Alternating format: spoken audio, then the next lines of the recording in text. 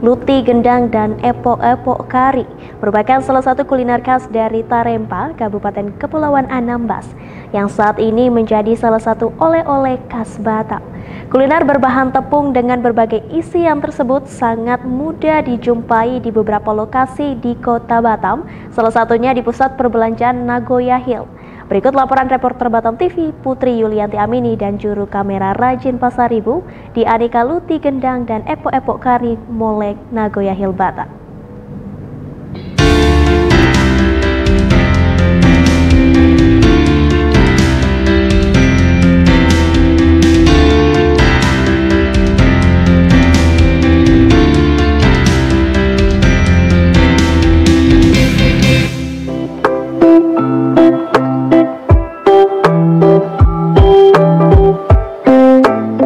Pandemi COVID-19 beberapa tahun yang lalu merupakan momok menakutkan bagi kalangan pengusaha di seluruh penjuru tanah air termasuk Kota Batam. Banyak pemilik usaha memilih tutup operasional akibat dari aturan pembatasan jarak yang diterapkan oleh pemerintah dalam rangka memutus mata rantai penularan COVID-19.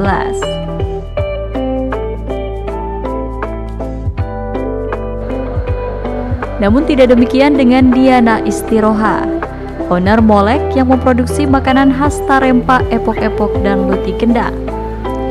Saat pandemi menjadi ancaman global, Diana mulai membangun usahanya. Seiring berputarnya roda kehidupan, wanita berparas ayu yang mengalir darah Jawa dan Sunda ini kini telah memiliki outlet di Nagoya Hill, pusat perbelanjaan ternama di Kota Batam. Kilo ya berarti atau kilo atau nyebut? Iya kilo. Satu hari saya paling sanggupnya 3 kilo aja, kalau 4 kilo nggak sanggup, tangannya pegel.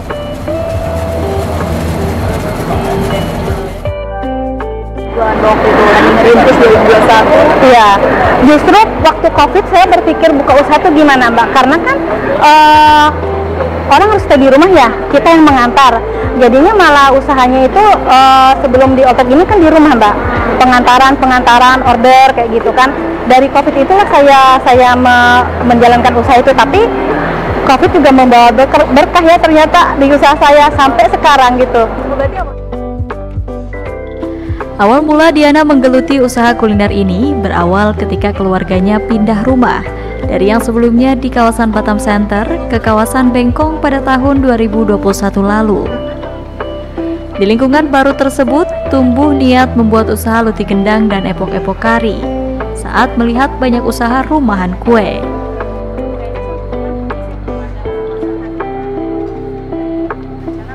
Dipilihnya luti gendang dan epok kari sebagai jenis makanan yang ia jajakan karena suami Diana asli Melayu serta memiliki resep yang menghasilkan luti gendang bercita rasa tinggi. Sebelum hasil produksinya dipasarkan, Diana butuh waktu melakukan percobaan hingga berkali-kali.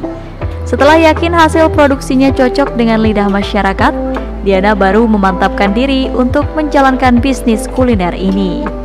Kenapa saya tercetus pengen punya usaha seperti ini Mbak? Usaha saya dimulai akhir 2021 sampai sekarang, dan alhamdulillah sih customer saya yang tetap udah banyak ya, terutama dari Singapura, Malaysia, hand carry udah banyak. Pelanggan saya udah alhamdulillah udah, menurut saya dengan waktu sekian tahun itu udah cukup pesat ya menurut saya ya Mbak ya, karena progresnya cepat kalau saya di situ. Jadi saya belajar sekolah UMKM Mbak di Akademi Melayu Dermawan. Nah. Untuk resepnya sendiri Mbak, dari mana Mbak dapat cara buat luti gendang? Untuk resep sendiri kebetulan kan suami saya Melayu, punya saudara orang Melayu, jadi diajarkanlah resep itu. Tetapi resep itu setelah diuji coba berkali-kali sampai mendapatkan testi yang pas. Jadi di situ saya belajar sampai begitu udah pas, udah benar-benar resepnya pakem. Di situ saya mulai.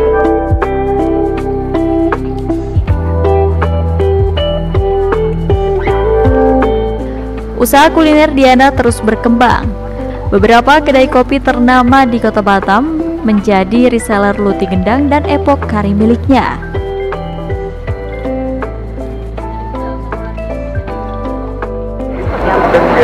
tim pemasaran sendiri untuk awal-awal saya dari orang ke orang, sama sosial media ya tentunya. Sosial media, orang ke orang, tapi yang lebih cepat itu dari mulut ke mulut, sebenarnya yang lebih cepat ya. Di situ memang ya saya bersyukur alhamdulillah cepat banget gitu perkembangannya. Sebagian udah pada tahu produk saya, bahkan seperti Melawar, seperti Kopi Atu yang mungkin udah besar lah dia punya usaha, ngambil produk saya juga untuk jadi reseller gitu. Selain memiliki pelanggan setia yang asli warga Batam, hasil produksi luti gendang dan epok-epok molek juga digandrungi warga negara luar. Setiap kali berlibur ke kota Batam, warga negara Singapura dan Malaysia tersebut selalu menyempatkan diri berbelanja di outlet molek.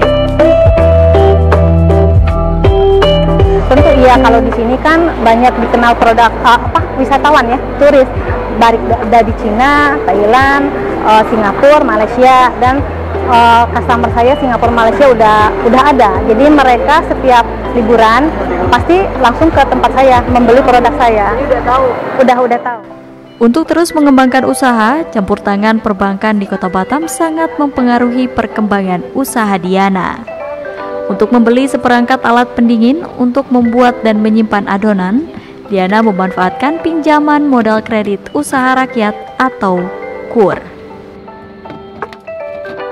Merasa terbantu sih kalau adanya KUR, karena kan untuk permodalan ya, kalau UMKM ini pasti untuk permodalan seperti membeli mesinnya kayak gitu kan lumayan cukup tinggi kan.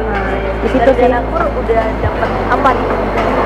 Saya dari dana KUR itu freezer itu saya beli, terus mesin mixer, mesin epok-epok kan gede-gede tuh, sampai mesin apa ya, harganya lumayan tinggi juga sih. Betul, dari mana? Dalam satu hari, Diana mampu memasak 3 kilo adonan luti gendang dan epok-epok kari.